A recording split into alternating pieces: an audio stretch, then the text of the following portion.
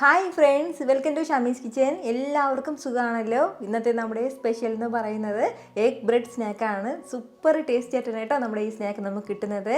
അപ്പോൾ ഈ വീഡിയോ ഇഷ്ടമായാൽ ഇതൊന്ന് ലൈക്ക് ചെയ്യാനും കൂടെ തന്നെ സബ്സ്ക്രൈബ് ചെയ്യാനും ആ തൊട്ടടുത്ത് കാണുന്ന ബെല്ലൈക്കൻ ഓൾ മറക്കാതെ കൂടെ ഒന്ന് പ്രസ് ചെയ്തേക്കണേ. എന്നാൽ ശരി, എന്തെങ്ങനെയാണ് തയ്യാറാക്കുന്നത് വേഗം ഒന്ന് കണ്ടു നോക്കാം. നമ്മുടെ ഈ സ്നാക്ക് തയ്യാറാക്കി എടുക്കാനായിട്ട് ഞാനിപ്പോൾ ഒരു ബോളൊന്ന് എടുത്ത് വെച്ചിട്ടുണ്ട്. ഇതിലേക്ക് നമുക്ക് ആദ്യം ചേർക്കേണ്ടത്, ഞാനിപ്പോൾ ഒരു 3 മുട്ട എടുത്തിട്ടുണ്ട്. എന്നിട്ട് നന്നായിട്ടൊന്ന് പുഴുങ്ങി എടുത്തിട്ട് ആ മുട്ട ഇതുപോലെ ഒരു ഗ്രേറ്ററിൽ വെച്ച് ഒന്ന് ഗ്രേറ്റ് ചെയ്ത് എടുത്തിട്ടുള്ളതാണ്. മുട്ട നമുക്ക് ഇതിലേക്ക് ചേർക്കാം. വലിയ മുട്ടയിൽ 3 മുട്ടയാണ് കേട്ടോ എടുത്തിട്ടുള്ളത്. നമ്മൾ കൈവച്ച് ഉടയ്ക്കുന്നതിനേക്കാളും ഇതുപോലെ ഗ്രേറ്ററിൽ വെച്ച് ഗ്രേറ്റ് ചെയ്ത് ഇടുന്നതാണ് കേട്ടോ കൂടുതൽ ഭംഗി. കൂടെ പിന്നെ ഇനി നമുക്കിതിലേക്ക് ഇതിനോടൊപ്പം വേണ്ടതാണ് അത്യാവശ്യം വലിയ ഉരുളക്കിഴങ്ങിൽ 2 ഉരുളക്കിഴങ്ങ് എടുത്തിട്ടുണ്ട്. അത് നന്നായിട്ടൊന്ന് പുഴുങ്ങി എടുത്തിട്ടുള്ളതാണ്. എന്നിട്ട് നല്ലതുപോലെ ഒന്ന് ഉടച്ചെടുത്തിട്ടുണ്ട്. കൈ വെച്ചിട്ടോ അല്ലെങ്കിൽ ഒരു പൊട്ടറ്റോ സ്മാഷർ വെച്ചിട്ടോ എങ്ങനെയാണെന്ന് വെച്ചാൽ നന്നായിട്ട് ഇതുപോലെ ഒന്ന് ഉടച്ച് വേണം ചേർക്കാനായിട്ട്. ഇനി നമുക്കിതിലേക്ക് വേണ്ടത് ഇതുപോലെ ചെറിയ സവാളയിൽ ഒരു സവാള പൊടിയായിട്ടൊന്ന് അരിഞ്ഞെടുത്തിട്ടുണ്ട്. ആ സവാള കൂടെ നമുക്കിതിലേക്ക് ചേർക്കാം. കൂടെ തന്നെ ഒരു ക്യാപ്സിക്കവും ഒന്ന് ചെറുതായിട്ടൊന്ന് അരിഞ്ഞെടുത്തിട്ടുണ്ട്. നമ്മൾ എടുക്കുന്ന എല്ലാം ചെറുതായിട്ടൊന്ന് അരിഞ്ഞെടുത്തേക്കണം കേട്ടോ. ആ ക്യാപ്സിക്കം ചേർക്കുകയാണ്. ഇനി നമുക്കിതിൻ്റെ കൂടെ വേണ്ടത് ഇഞ്ചിയും വെളുത്തുള്ളിയും ഒന്ന് ഗ്രേറ്റ് ചെയ്തെടുത്തതാണ്. ചെറിയൊരു പീസ് അളവിൽ ഇഞ്ചിയും അത്യാവശ്യം വലിയ വെളുത്തുള്ളി അല്ലിയിൽ 2 വെളുത്തുള്ളി ഒന്ന് ഗ്രേറ്റ് ചെയ്തെടുത്തിട്ടുണ്ട്. നമ്മുടെ കയ്യിൽ പേസ്റ്റാണ് ഉള്ളതെങ്കിൽ നമുക്ക് പേസ്റ്റ് ചേർക്കാം. 1 ടീസ്പൂൺ അളവിൽ ചേർക്കാം. അതല്ലാന്നുണ്ടെങ്കിൽ ഇതുപോലെ നമ്മൾ ഫ്രഷ് ആയിട്ട് ഒന്ന് ഗ്രേറ്റ് ചെയ്ത് ചേർക്കുന്നതാണ് കേട്ടോ കൂടുതൽ ടേസ്റ്റ്. ഒരു പച്ചമുളക് ഇതുപോലെ ഒന്ന് വട്ടത്തിൽ അരിഞ്ഞെടുത്തിട്ടുണ്ട്, അതും കൂടി.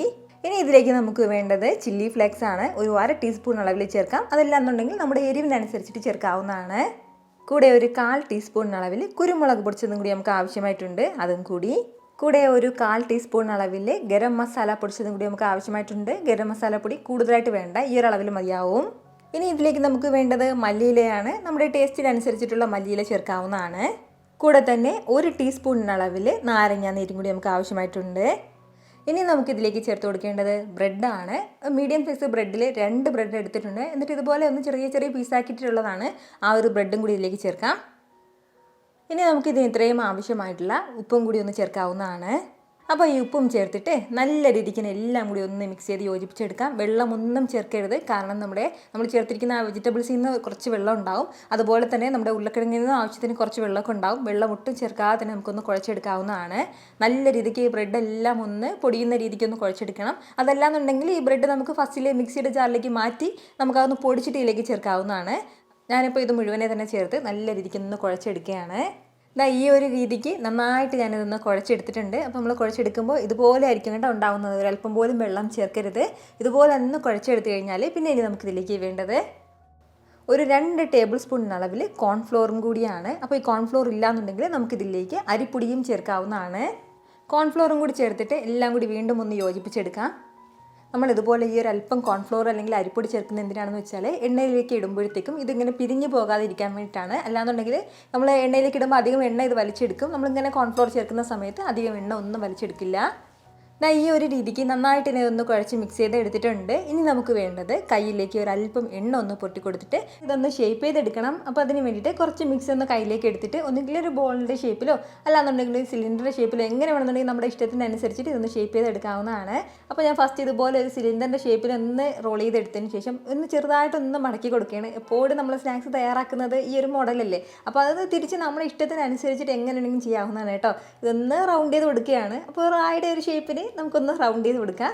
എന്നിട്ട് നമുക്ക് പിന്നെ വേണ്ടത് ഒന്നുകിൽ ഇത് മുട്ടയുടെ മിക്സിലേക്കോ അല്ലാന്നുണ്ടെങ്കിൽ മൈദയുടെ മിക്സിലേക്കോ ചേർത്ത് ഒന്ന് ഡിപ്പ് ചെയ്തെടുത്തിട്ട് നമുക്ക് ബ്രെഡ് ക്രംസിലേക്കിട്ട് നന്നായിട്ടൊന്ന് റോൾ ചെയ്തെടുക്കാവുന്നതാണ്. അപ്പോൾ ഈ ഒരു രീതിക്ക് ഞാനൊന്ന് റോൾ ചെയ്തെടുത്തിട്ടുണ്ട്. ഞാൻ പറഞ്ഞതുപോലെ നമ്മുടെ ഇഷ്ടത്തിനനുസരിച്ചിട്ടുള്ള ഷേപ്പിന് ഇതൊന്ന് റോൾ ചെയ്തെടുക്കാവുന്നതാണ്. ഇതുപോലെ തന്നെ നമുക്ക് ബാക്കിയുള്ളതും ഒന്ന് ചെയ്തെടുക്കാം. ഈ ഒരു രീതിക്ക് എല്ലാ മിക്സും ഞാനൊന്ന് റോൾ ചെയ്ത് മാറ്റിയിട്ടുണ്ട്. അപ്പോൾ ഈ ഒരു അളവിലാണ് കേട്ടോ, നമുക്ക് ഇത്രയും അളവിലാണ് കിട്ടിയിട്ടുള്ളത്. ഇനി നമുക്കിതോടൊപ്പം തന്നെ ഒന്ന് പൊരിച്ചെടുക്കാവുന്നതാണ്.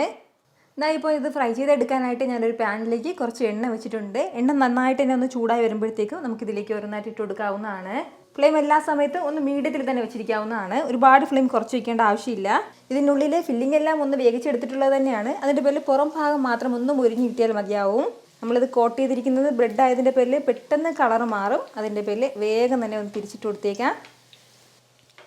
2 സൈഡും നല്ലതുപോലെ ഒന്ന് കളർ മാറിക്കഴിഞ്ഞാൽ പിന്നെ നമുക്കിത് എടുക്കാവുന്നതാണ്. ഇതുപോലെ തന്നെ നമുക്ക് ബാക്കിയുള്ളതും ഒന്ന് പൊരിച്ചെടുക്കാം.